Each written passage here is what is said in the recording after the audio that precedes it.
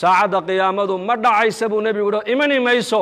ilaa ka hor aad aragtaan 10 calaamadood buu nebigu yidhi calayhi salaatu wassalaam 10kaa calaamadoodi waa calaamaatul kubra ayaa la yidhaahdaa laakiin waxaa jira ashraadu saaca wax la yidhaahdo calaamaatu suqra iyo kuwa la arkay maanta haddii la tiriyana maanta magaalo walba waa laga helayaa calaamaatu suqra laakiin nebigu saxaabada xadiiska wuxuu ugu sheegay saacadda qiyaamadu inaynan dhici doonin ilaa aad aragtaan ama adduunyada dusheeda lagu arko 10 calaamadood buu nebigu inuu yidhi calayhi salaatu wassalaam fadakara addukhaan والدجال ودابة ونزول عيسى بن مريم وطلوع الشمس من مغربها وخروج يأجوج ومأجوج وثلاثة خسوف خسف في المشرق وخسف في المغرب وخسف في جزيرة العرب وآخر ذلك النار تخرج من قعر عظم تحشر الناس إلى محشرهم بنبي يري عليه الصلاة والسلام وحو رسول كأنه يري ساعد قيامة ما دعي دونتو إلى الله أركته من علامات مركب النبي شاقيق سمد كيمن يبو نبي شاقي كما في نص القرآن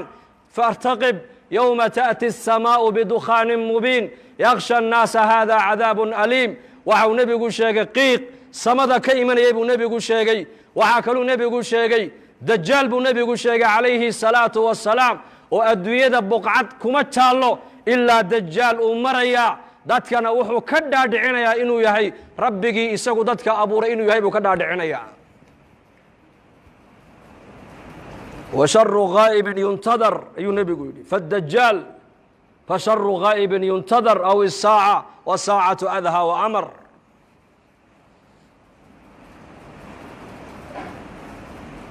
dajaal buu nebigu sheegay inuu imanaya aakhira zamaanka maanta zamankan maanta ka warrama saxaabada rasuulka ridwaanullaahi calayhim ajmaciin axaadiista dajaal ku saabsan markuu nebigu uga warramaayo waxay yidhaahdeen waxaan moodi jirnay sida uu hadalka nebigu quluubtooda u saamaynayey dhirta naga dambaysa inuu dajaal ku jiraan u malaynayna asxaabtu yidhahdeen waa 1400 sano ka hor weeyaan waxaas uu nebigu ka warramaayo innagana maanta zamankeenna ka warrama corona virus baa maanta caalamka o dhan wareeriyo la hadal hayaa xanuun amar ilaahay ku socda oo jundun min junuud illaahi ah oo qofkii ilaahay ugu talagalay maayna qof kale aan ku dhacayn ayaa caalamkao dhan labadii isku timaadda maanta ay ka sheekaysanaysaa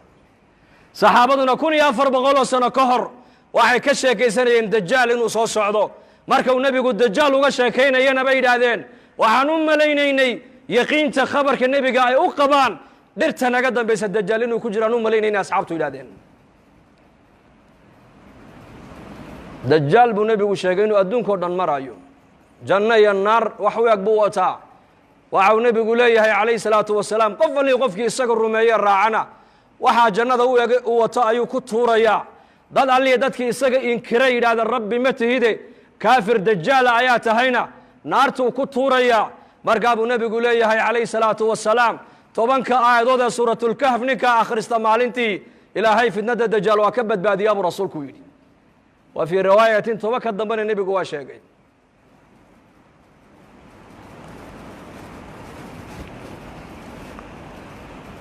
waxaa kaluu nebigeennu sheegay calayhi salaatu wasalaam dajaal inuu adduunkao dhan uu saamayn oo uu galayaa makiya madiine ma galaya buu rasuulku yidhi wa fii riwaayatin xadiis waxay sheegaysaa 4 meelood dajaal ma galaayo jabalu tuur buurtii nebi muuse calayhi salaam loogu waxyooday ee ilaahay nebi muuse uu kula munaajooday ma galayo dajaal makana ma galaayo madiinana ma galaayo qudusna ma galaayo buu rasuulku yidhi masjid al-aqsana dajaal ma galaayo laakiin shiriiriin dadka sharka badan leh munaafiqiinta ee makiya madiina dhexdeeda ku dhuumanaya ku nool ayakaa dajaal bannaanka ugu baxaya buu rasuulku yidhi calaamadda saddexaad buu nebigu yidhi waa daabad dhulka ka soo baxaysa buurta safa la yidhaha ina safa walmarwa sakhradaa bay ka soo baxaysaa iyaduna adduunyadoo dhan bay maraysaa qof kastoo adduunyada ku yaallabay yuu nebigu yidhi waa ishaabadayn waxa qof walba uu yahayna way ku qormi doontaa buu rasuulku yidhi